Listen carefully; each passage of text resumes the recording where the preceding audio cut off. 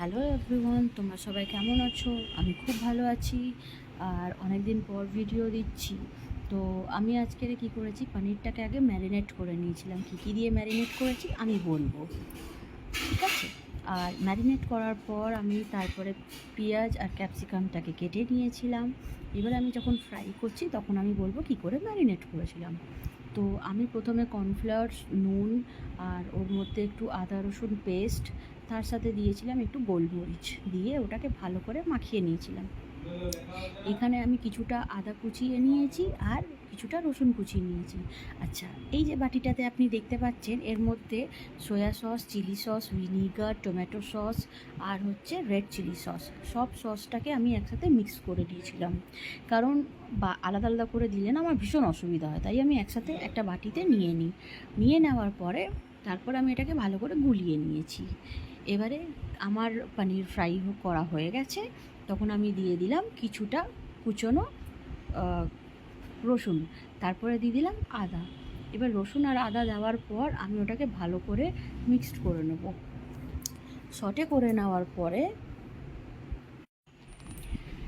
আদা রসুনটা একটু ভাজা ভাজা হয়ে গেলে তারপরে আমি ওটাকে একটুখানি লাল হতে দেবো, কারণ কাঁচা কাঁচা রসুনটা না ঠিক ভালো লাগবে না, তাই একটু ভালো করে নেড়ে ছেড়ে নেবো। আর এই যে আমি ম্যারিনেট করেছিলাম তার মধ্যে আমি কিন্তু একটু গুঁড়ো লঙ্কা দিয়েছিলাম, তাও কাশ্মীরি লাল মির্চ, যাতে ওর কালারটা ভালো আসে। আর আমি কিন্তু খাই না, আমি কিন্তু বাকিদের জন্য করেছি, আমার কিন্তু খাওয়া একদমই বারণ। আচ্ছা, আমি এখানে দিয়ে দিলাম পেঁয়াজ আর ক্যাপসিকামটা। পেঁয়াজ ক্যাপসিকামটা আমি ভালো করে ভেজে নেব। এবারে পেঁয়াজ ক্যাপসিকামটা যখন আমি ভাজছি, তো দেখো এটা আমি অনেকগুলো ছাড়িয়েছি, পেঁয়াজগুলো সব গোটা গোটা হয়ে রয়েছে, বাট ওটা আস্তে আস্তে ছেড়ে যাবে।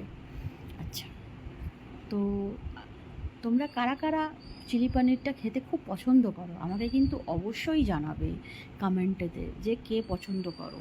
আমি এর আগেও অনেক রেসিপি দিয়েছি কিন্তু বানিয়ে দিইনি। আচ্ছা, এবারে দেখো যত আমার কাছে মানে সসগুলো ছিল মিক্সড করা, আমি সব রকমের সস দিয়ে দিয়েছি, দিয়ে ওটাকে ভালো করে একটু নাড়াচাড়া করে নেব।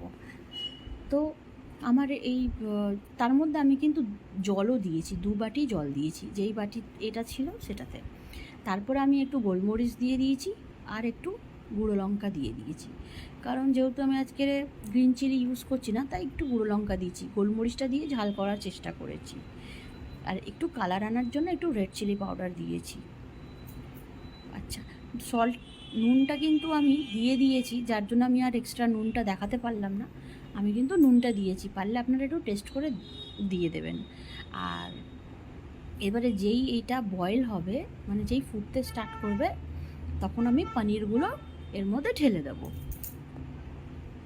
তাহলে দেখো এটা এখন ফুটছে, একটু হাই ফ্লেমেই রাখবে যাতে এটা ফুটতে মানে তাড়াতাড়ি ফুটে যাবে, কারণ চিলি পনির, চিলি চিকেন এগুলো বানাতে কিন্তু বেশি সময় লাগে না, খুব ফটাফট হয়ে যায়, মানে বলতে পারো 10 মিনিটের মধ্যে হয়ে যায় যদি পকোড়াটা যদি করা থাকে। আমি সব পনিরগুলো দিয়ে দিয়েছি, দেখতে পাচ্ছ কত জুসি জুসি হয়েছে পনিরটা, খেতেও কিন্তু খুব সুন্দর হয়েছিল। আমি মানে যখন ছেলেকে যখন খাওয়াচ্ছিলাম একটু খেয়ে নিয়েছিলাম লুকিয়ে। ডক্টর তো সব বারণই করে দিয়েছে আমাকে খেতে, তাই আমার আর এইসব কিছুই খাওয়া হয় না, তাও একবার খেয়েই নিই। তো আমার চিলি পনির একদম রেডি, ফুটিয়ে নিয়েছি ভালো করে, ব্যাস ডান। এর উপর থেকে হয়তো আমি একটু কাশ্মীরি রেড চিলিটা দেবো, পরে দিয়ে দেবো একটু পরে। আর একটু কর্নফ্লোর, মানে একটুখানি সামান্য কর্নফ্লোরটাকে গুলে কিন্তু দিয়ে দিয়েছিলাম। কর্নফ্লোরটা যদি না দিই, ওটা আমার দেখানো হয়নি, কিন্তু আপনারা চেষ্টা করবেন একটা পাত্রে মিক্সড করে দিয়ে দিতে। কার কার ভিডিওটা ভালো লাগলো প্লিজ